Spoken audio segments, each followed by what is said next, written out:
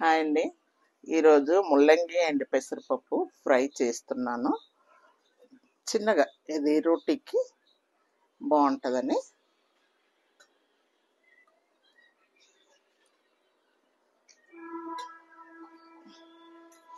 రెండు పావులు కొంచెం ఫ్రై కనుక ఇంకొంచెం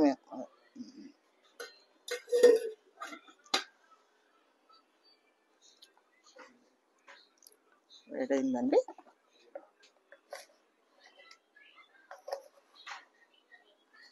కొంచెం జీలకర్ర ఆవాలు ఫ్రై కదా, పప్పు వేస్తున్నాం కనుక కొంచెం పోపు విత్తనాలు వేస్తున్నాను.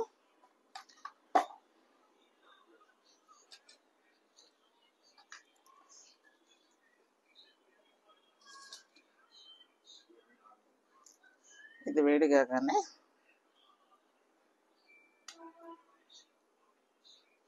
ఉల్లిగడ్డ వేసేద్దామండి. దీంట్లో ఎండు మిరం వేయడం లేదండి, ఓన్లీ పచ్చిమిర్చితోనే.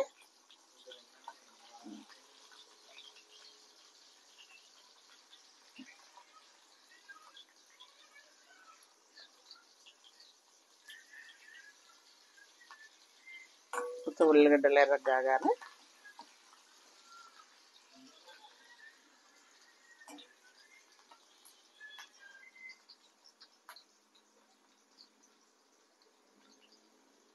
ఇప్పుడు దగ్గరాన్ని పచ్చిమిర్చి వేద్దామండి. ఎందుకంటే చిల్లుతుందని ముందు ఉల్లిగడ్డ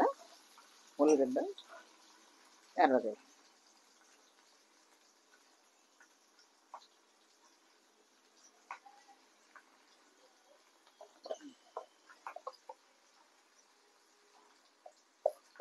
కొంచెం చిటికెడంత పసుపు. పప్పు ఉంది కనుక వేస్తున్నా. ఆకుకూరలలో పసుపు వేయొద్దు అంటారు కదా, కొంచెం పప్పు ఉంది కనుక. ఆ తర్వాత ఇది ముల్లంగి అండి. ముల్లంగి మంచి ఫ్రెష్గా ఉంది ఆకని, ముల్లంగి ఆకు రెండు కలిపి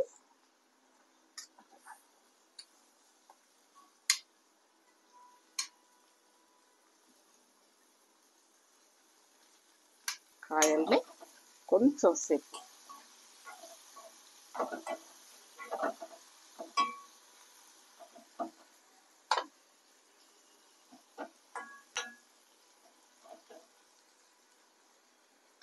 కొంచెం ఉడకనిద్దామండి.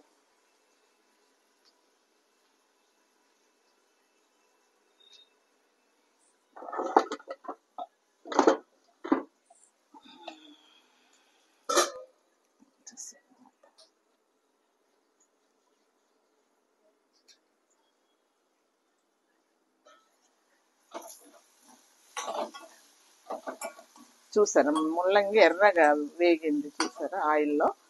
కొంచెం వేగినాక ఇది ముల్లంగి ఆకు, ఇది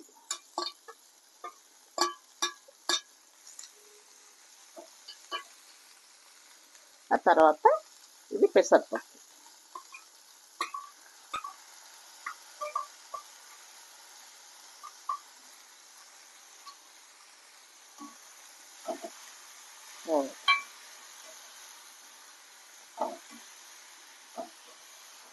దగ్గర చూడండి ఎలా ఉందో.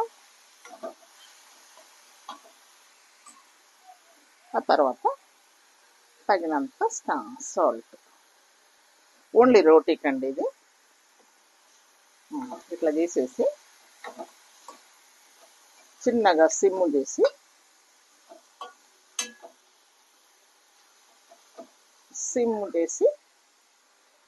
ఒక 5 minutes పెడదామండి. అది ఇదే ఎంత సిమ్లో ఉడికించాలి 5 minutes.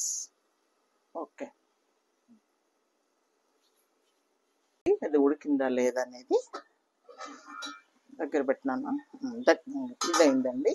దీని వాటర్ చిన్నగా పెట్టాం కదా, ఇది వాటర్ అంతా వెళ్ళి ఇట్లా మంచిగా పొడి పొడిగా వచ్చేసింది. దీంట్లో ఏముందండి, ఇది చూడండి ఎంత బాగుందో. దీంట్లో కొంచెం కొత్తిమీర వేసేసి అంతే సింపుల్గా. ఎందుకంటే పెసరపప్పు ఒక 1 hour ముందు నానబెట్టుకోవాలండి. నానింది కనుక కొంచెం పెసరపప్పు తొందరగా ఉడుకుతుంది కనుక సిమ్లో పెట్టగానే చూసారా ఎంత చక్కగా ఉడికిందో. మనం రోటితో తింటుంటే చాలా బాగుంటుందండి. ఆ ఎండుమిర్చి కాకుండా పచ్చిమిర్చితో చేయండి, బాగుంటుంది. చూసారు కదా ఎంత బాగుందో, చూడండి చాలా బాగుంది. చూడటానికి కలర్ ఉంది, ప్లస్ టేస్ట్ కూడా మంచిది, ప్లస్ హెల్త్కి కూడా మంచిది. చెప్తారు కదండి డాక్టర్స్ కూడా చెప్తారు ముల్లంగి తినమనేసి. చూడండి ఎంత బాగుందో. బస్ కొత్తిమీర వేసి ఒక 1 minute ఉంచి స్టవ్ కట్టేద్దాం. అయిపోయిందండి వేడి.